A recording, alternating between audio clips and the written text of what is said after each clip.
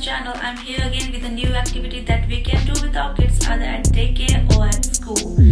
So today's video is all about how to do the ants farming. So let's get started.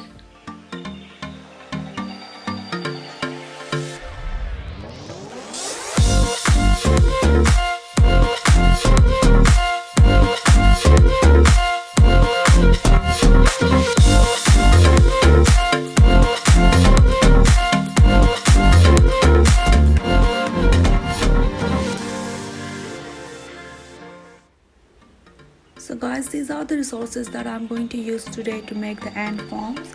So I have used these 3 recycling bottles. 2 are quite similar in size and 1 is small in size. So what I'm going to do is I'm going to cut these 2 big size water bottles bottom using this scissor. Now that I have cut the bottles bottom, I'm going to place the small bottle on the top of the bottle bottoms. And then I'm gonna place the cut bottle over the top of the small bottle like that.